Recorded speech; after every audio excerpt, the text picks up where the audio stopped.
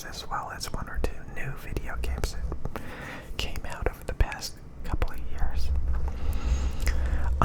But a minute ago, I came across a ASMR channel of this girl who was playing a lot of old video games that she grew up playing, like the original World of Warcraft and stuff like that. And she was running around through the levels as like a new character, showing off the game world, talking about her past memories of playing the game. And she was able to like know exactly where she was going. She knew exactly what all the little AI characters were doing and what they do. It was like she was going back in time and could like relive all of this stuff. One of the things about video games is they're typically very static. The game world is very predefined. You know, you could play a game and then come back a decade later and play it again, and everything is exactly the same. The characters are standing in the same spot. They say the same things. It would be kind of like going back in time and just watching your past self, reliving those moments. You can't change it. It's exactly the way it was when it happened years ago. Sometimes they try to alleviate that in video games by like making randomized levels or like randomized enemy spawn points. You know, just a little bit of variety, to try to make it not so predictable and static, so that if you play the game again, it's not like you're playing the exact. It's not like you're reliving the exact same scenario. You know, they try to mix it up a tiny bit. So that's one of the main things that I just hate about video games. Is like, it's kind of like watching a movie, an interactive movie. Anybody who watches a movie gets the same exact experience.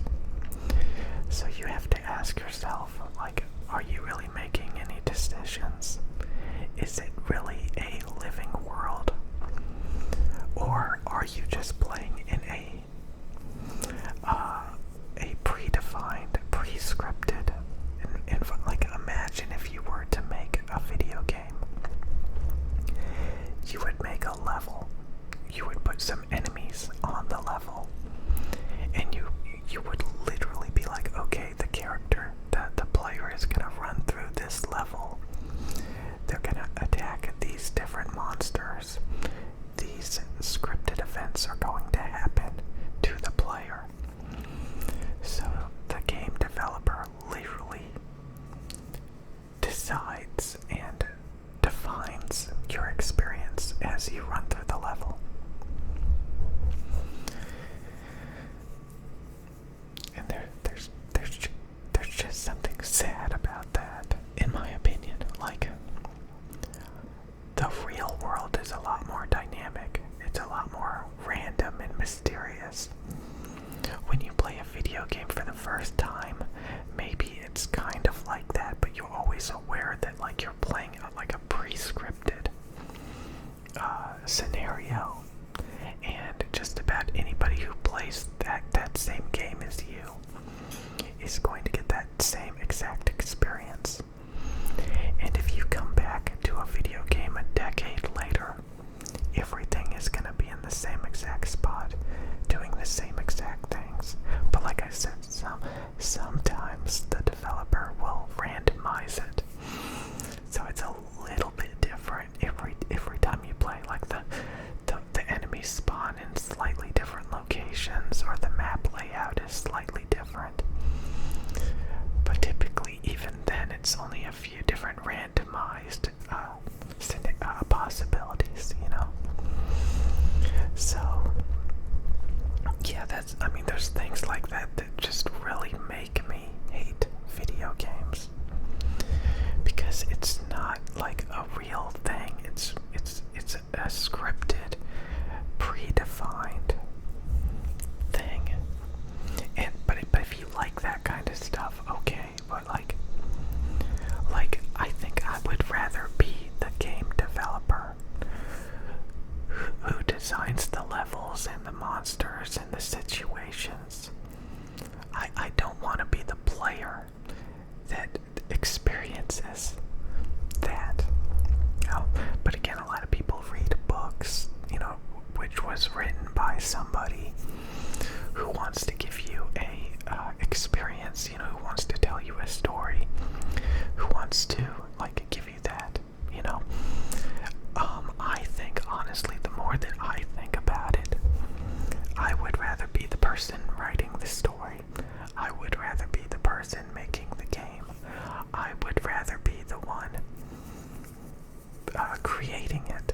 Now, if there's people that actually want to consume it, who actually want to spend their time playing through it or reading the story, more power to them, But I just watching people play through their old favorite games, and they can tell you exactly where everything is and what's going on. I mean, I kind of like it. It's kind of like somebody telling you their childhood or something, telling you stories about their past experiences and stuff. It's interesting, but at the same time it's kind of sad, because it's once you play through it, once you experience it for the first time, it never changes, So when it's kind of like talking about an ex-girlfriend, yeah, we went to all these places and we did all these things. Oh, by the way, she's married and on the other side of the country now and has kids. Okay, so why are you telling me about them, you have to move on. And that's kind of how I see video games. It's just there's something really sad about it. How it's just a static, predefined game world. But at the same time, it's interesting when you hear stories that people tell you about those games, of when they first explored it and everything was new, and they were just experiencing the world for the first time, like the game developer intended. But there's something sad about once they played through it and they go back and they play through it again, and it's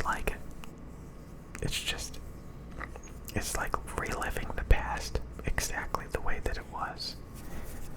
It's no longer mysterious, it's no longer magical, it's no longer, you see it as just a program that's been scripted. It's just an amusement park ride at that point. So, I mean, it's the same with movies, for me, it's kind of hard to get into watching movies, because I know that there was somebody who wrote this story, it's basically like getting on a theme park ride.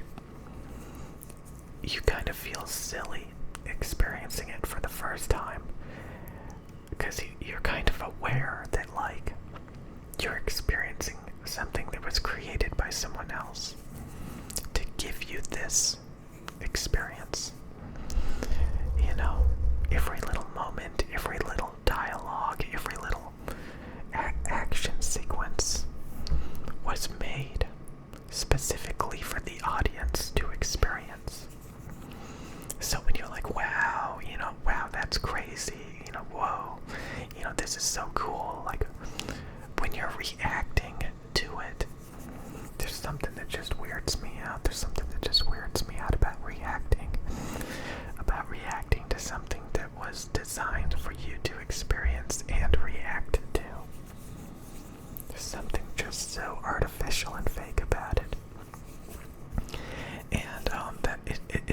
bothers me so much these days. Like, the thought of reading a book, a story, it just weirds me out. The more that I think about it, the more that it weirds me out. How, like, things were created by people for other people to consume. And how it's just so scripted, and I don't know, it bothers me, Also, I kind of wanted to say that, since every time, like, I like this channel is kind of like an ASMR channel, and, when you join these different communities, you get to see and meet all these different people, and honestly, I've said this before, but a lot of people in the ASMR community are extremely friendly and extremely supportive. And I think that's part of ASMR, is like just being very nurturing and very nice and